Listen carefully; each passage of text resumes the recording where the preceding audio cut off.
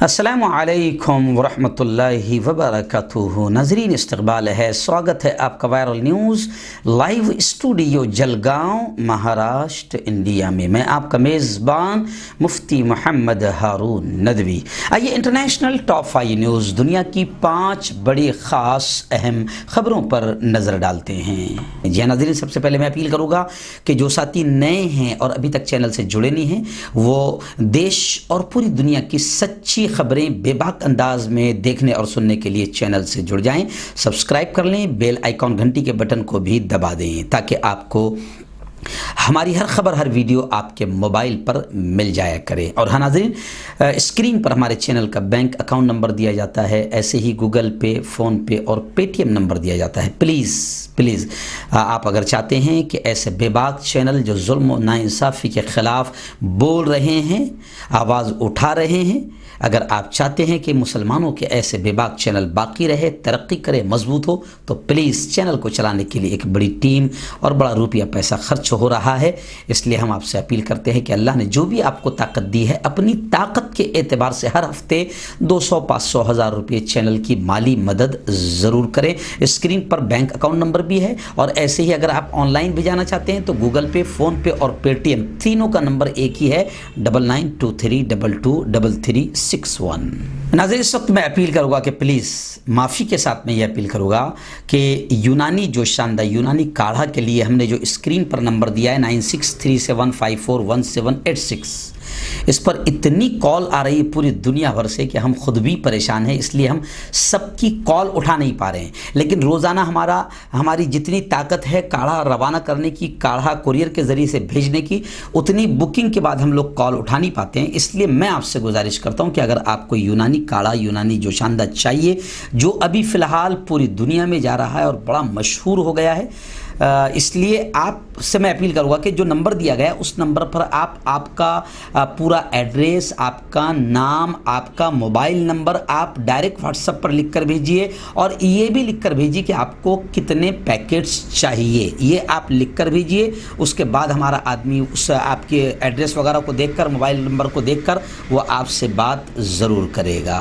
ناظرین، امریکہ کی 2 بڑی خبریں اس وقت میری نگاہوں کے سامنے ہیں۔ جی ہاں، سب سے پہلی خبر تو میں آپ کو بتا دوں کہ امریکہ میں پریزیڈنٹ کا الیکشن ہونے جا رہا ہے، صدارتی الیکشن، جس میں پرچار پرسار شروع ہو گیا ہے۔ ہمارے نریندر جی مودی، ہمارے یہاں کے پی ایم، یوں سمجھے کہ امریکہ ٹرمپ کے لیے اسٹار پرچارک بن کر گئے تھے، اور وہاں پر بھی انہوں نے باقاعدہ ٹرمپ کا پرچار کیا تھا۔ آخر ٹرمپ نے چھرا گھونپ دیا۔ میں نے آپ کو 2 دن پہلے بتایا تھا کہ ٹرمپ نے آخر مودی ہی نہیں بلکہ بھارت کے سینے پر، پیٹھ میں، ہر طرف چھرا گھونپ دیا ہے۔ خیر، بڑی خبر آئی ہے کہ ٹرمپ نے ریپبلکن پارٹی کی نامزدگی قبول کر لی اور پھر پرچار پرسار شروع کر دیا۔ اپنی کامیابیاں ٹرمپ نے گنوائیں کہ انہوں نے صدر رہتے ہوئے کیا کیا زبردست کام کیے، اور اپنے حریف، ان کا جو اپوزیشن میں کھڑے ہوئے جو بائیڈن، ان پر زبردست انداز میں ٹرمپ نے نکتہ چینی کی ہے۔ وہیں پر ایک بڑی خبر امریکہ ہی سے متعلق آئی ہوئی ہے کہ ملک کے شام میں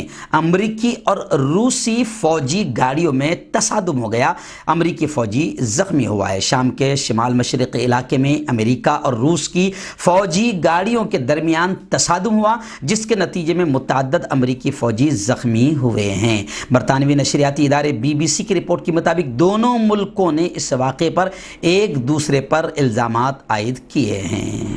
ناظرین، دوسری بڑی خبر اس وقت میرے نگاہوں کے سامنے ہے کہ برلن ٹیچر کے ہیڈ اسکارف پر پابندی غیر قانونی بتائی گئی۔ جرمنی کی عدالت میں مسلم خاتون نے اسکارف کو لے کر، پردے کو لے کر لمبی قانونی جنگ آخر جیت لی ہے۔ جرمنی کے وفاقی لیبر کورٹ نے اپنے ایک فیصلے میں کہا کہ دارالحکومت برلن کے اسکولوں میں ہیڈ اسکارف پہننے والی ٹیچروں پر عمومی پابندی عائد کرنا یہ بالکل غیر قانونی ہے، غیر آئینی ہے۔ جرمن وفاقی عدالت کا یہ فیصلہ ایک مسلم خاتون کی طرف طرف سے جاری طویل قانونی جنگ میں تازہ ترین پیش رفت ہے جنہیں شہر کے سرکاری اسکول میں پڑھانے پر پابندی لگا دی گئی تھی۔ وفاقی عدالت نے اپنے فیصلے میں کہا کہ مذکورہ خاتون کے ساتھ ان کے مذہب کی بنیاد پر امتیازی سلوک کیا گیا۔ عدالت کے اس فیصلے کے بعد بعض قانون سازوں نے برلن کے متنازع غیر جانبداری قانون میں تبدیلی کا مطالبہ کیا ہے۔ یہ فیصلہ ایک مسلم خاتون کے کیس میں دیا گیا ہے جنہیں شہر کے حکومتی اسکولوں میں ایک ٹیچر کے طور پر خدمات انجام دینے سے اس لیے روک دیا گیا تھا کہ وہ ہیڈ اسکارف استعمال کرتی ہے۔ میں آپ کو بتا دوں کہ اس خاتون کو ملازمت نوکری کے لیے انٹرویو دینے کے دوران یہ کہا گیا تھا کہ اگر انہوں نے اسکارف پہننا جاری رکھا تو انہیں برلن کے اسکولوں میں پڑھانے کی اجازت نہیں دی جائے گی۔ آخر اس مسلم خاتون نے قانونی جنگ لڑی اور جیت گئی۔ ناظرین، اس وقت ایک بڑی خبر میری نگاہوں کے سامنے سعودی عرب سے آ رہی ہے۔